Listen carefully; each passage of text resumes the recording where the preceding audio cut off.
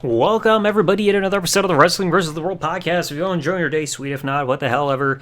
It is time for a change here for once. Today, it is time to talk about the WWF/WWE special that happened with Fear Factor. Yes, the old show where you got 3 stunts. You must complete them all to win at the end. There are eliminations, and it's all a test of your mental and physical state on whether or not you can accomplish all these fear-inducing tasks. So back in early 2002, this all went down. 6 participants. The Hardy Boys, both Matt and Jeff, Test, Mighty Molly, Lita, and Jacqueline. So 3 men, 3 women. All 6 of them take part in this for charity.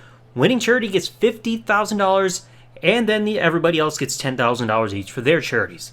So for some reason, they were like getting the shower. Everybody's coming down the pier and everything. And you gotta do like these profile like videos where it's just like, hey, here's me, here's my name, my city, and my signature move. And for some reason, everybody's topless, including the women, which feels weird, especially seeing Molly Holly do that. I don't get it.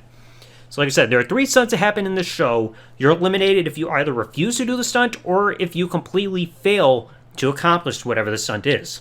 So the first stunt we got, the competitors must climb a ladder into a helicopter over water while it spins in the air to cause turbulence for the climbers.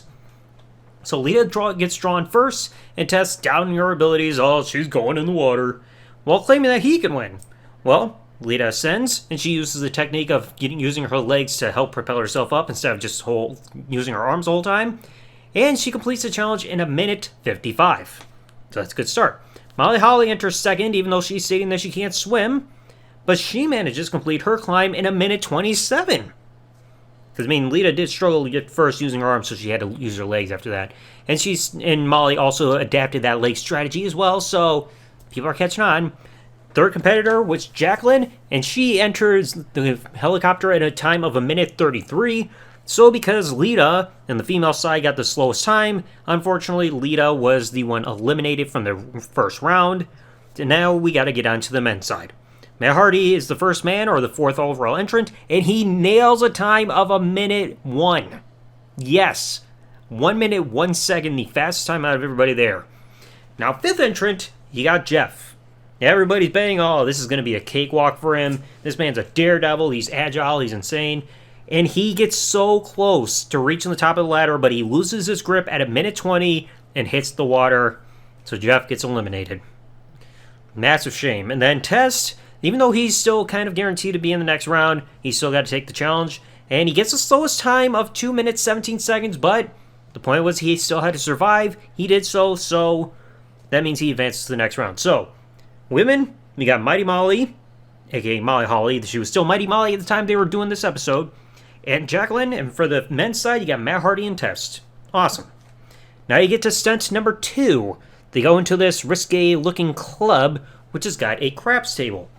Things are about to get nasty, because you have 3 dice that are on the table that will determine what concoction of 3 ingredients will be blended together for a drink. 7 foods, 3 drinks, 2-minute time limit. You must drink your drink within 2 minutes in order to advance.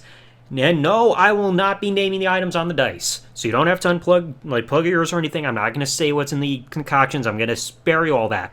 I didn't even take notes of it. So the first one to be entering would be Molly. And unfortunately, she can't complete the drink.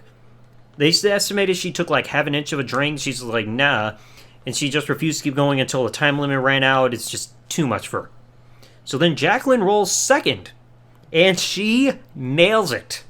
No hesitation. Like, she took some time to stop and gulp everything, but she didn't be like, oh, this is nasty. Oh, I can't complete it. She powered right on through. When people say that Jacqueline is a tough woman, they're not kidding. Like, golly. Then Tess, the first of the men to roll into here.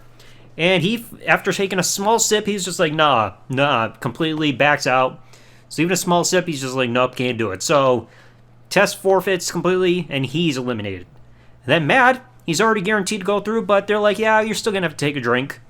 And while making a big mess all over his face, because like he's just like gulp everywhere, Matt pretty much drank his drink, no problem. He's like, delicious. He's like, may I have another? So yeah, he's getting it all over his face and everything, but he still completes the drink without any problems. So it's just like, golly.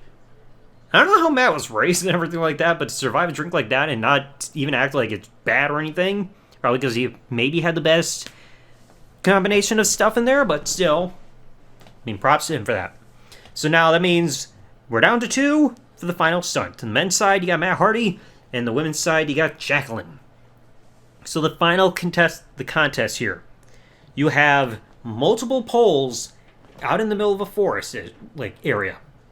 Short pole all the way to a tall pole. Each competitor on their own must grab one individual flag on the shortest pole, land all the way on top of the tallest pole, and then, so completely stand on it, and attach the flag there, go back, and get the next flag. So it's got to be one flag at a time, journey back and forth, one at a time for all this, while it's raining. And these aren't standard poles, they're made out of wood and everything, so wood logs and everything like that. But yeah, go from shortest pole to tallest pole, carrying one flag at a time from shortest to tallest, going back and forth and everything with rain.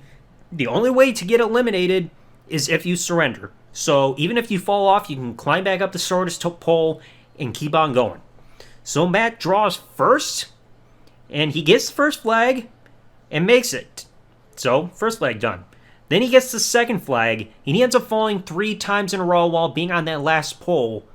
But the third time as he's falling, he manages to attach the second flag. So, it still technically counts. Climbs back up the pole, gets the third flag. Finally getting it, putting it on the last pole, and jumping off for a time of 7 minutes, 8 seconds. So, I mean, that's pretty good, even with, those obstacles. Only fell off 3 times. Now, you notice something's going to be wrong here because Jacqueline, they're getting prepped, for her to get all harnessed and everything. You can tell she's shaking. She's not easy about this.